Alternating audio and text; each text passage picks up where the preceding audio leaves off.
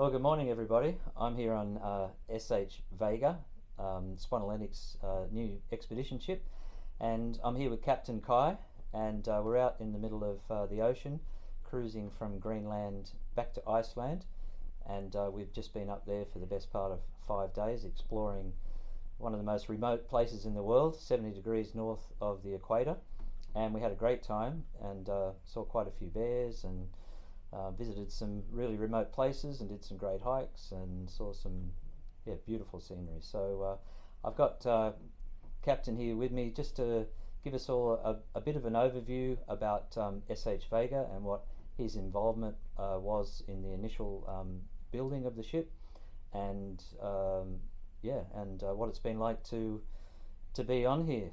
Over to you, Kai. Well, thank you very much, Brett. We are very pleased to have you here on board. Thank you. And I don't know where should I start. There are so many things to tell, but maybe I can first tell who I am, as said, and my involvement in the project. So I'm Captain Kai. Kai Jukkonen is my full name, and I'm coming from the Finland, from the Perth country of this beautiful ship. And as mentioned there, I've been involved in the building process of this ship and also the other Swan ship, SH Minerva, that was launched last year. Since the beginning of this project, when we were doing the initial commissioning of the Minerva, and also then I was working on board her like few months, and then after that this one, which was launched now this summer. It has been a big pleasure for me to be in part of this project, delivering these two ships to operation, and to see their in action, the performance of the ships in action after the yard period. So that is basically the story, my story behind of these ships, and we are eager to wait one more ship to come next year. So Kai, maybe I was lucky enough to go down into the engine room and the facilities below deck, which I have to say was very impressive. It's you could eat dinner off the floor down there. It was fantastic. That's good to hear. Yeah, but I was so impressed with all the systems and talking to the engineer. That everything had to be tested obviously before we came out to sea. So maybe you could tell the viewers just a little bit about maybe the engines and propulsion system and the fuel that you use and how environmentally friendly that is. Yeah, sure. So of course, as you mentioned, it was a big job, and it's also of course a huge process to get everything tested from the shipyard to get the confidence that we know that everything is working how they should before we can take the ship out and start operating it. Ship is advanced in a technological way in many ways. So we are having basic setup diesel electric propulsion. So we are having 4 main generators, 4 main engines, which are producing the power for the ship. We have diesel electric main propulsion, 2 propellers, 3 bow thrusters, 2 You're right. 2 bow thrusters, 1 stern thruster. So basically, ship is highly maneuverable in that sense. So we are very happy for its performance in the maneuverability. And then for the fuel, we are using ultra low sulfur fuel. We have catalytic converters on board.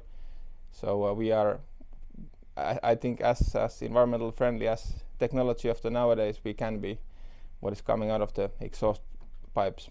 Yeah, I mean, it's interesting to be sort of standing on shore up here in Greenland, and it's noticeably like there's no exhaust fumes or smoke coming out of the ship whatsoever, which is I mean, it's great, especially for up here. But maybe also I know the ships go to Antarctica as well, and you were telling me about that the ship can actually go through quite thick ice, and you can do a 360 in the ice. So maybe you could tell the viewers a little bit about that, especially for people that want to go to the Antarctic. Yeah, sure.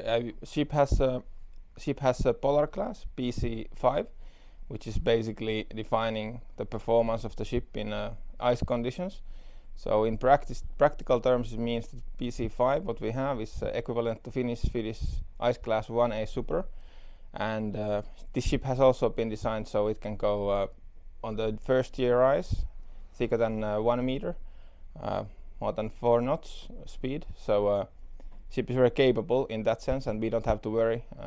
Everything is built in that according the rules of that ice class. So all the hull is made out of the steel, which is thick enough. It's strengthened so that that's causing no harm. As well, the propulsion is is powerful enough to bring the ship through the ice, and we can also withstand some impacts of the multi-year ice. Well, obviously, if we had a lot of multi-year ice, we are not an icebreaker, but we are very capable in ice conditions, and we can go through the ice. We can turn in the ice.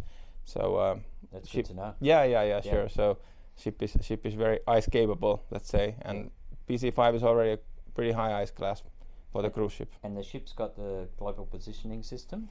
Yeah, each ship has a dynamic positioning system. So it means in practical terms that we can give the control of the ship's propulsion to the dynamic positioning system, which will then take its reference from the GPS navigation, and along with all the other information it's receiving, it can calculate the forces impacting the ship, and it can hold basically the ship stationary with our own thrusters, which is also a great feature in many places where we can operate the ship. So it's not necessary for us to anchor the ship always if we want to stay stationary in one spot and, for instance, carry Zodiac operations. We can just use the DP system, even with the deep waters, and as well if we are, for instance, in such a places where it's not a very good idea to anchor, or there is some like restricted marine environment like coral reefs.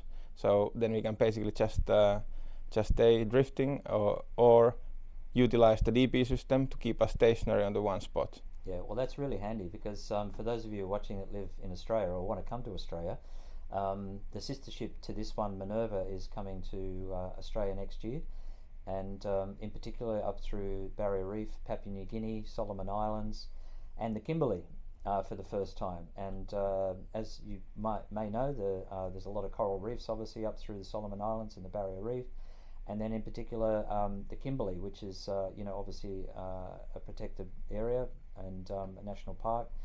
And so some of those areas you can't actually drop down an anchor, so that's a really great feature.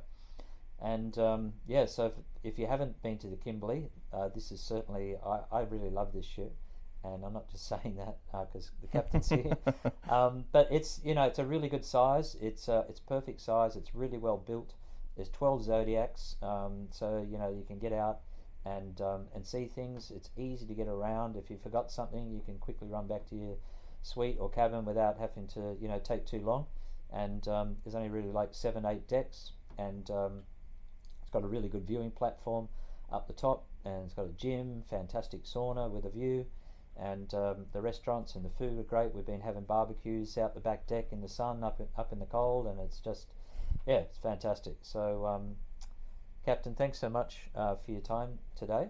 Really appreciate it, and I'm sure all our people that are going to watch this video will definitely now have a better insight into the ship. So thanks so much. Thank you very much, Brad. Yeah, thank you.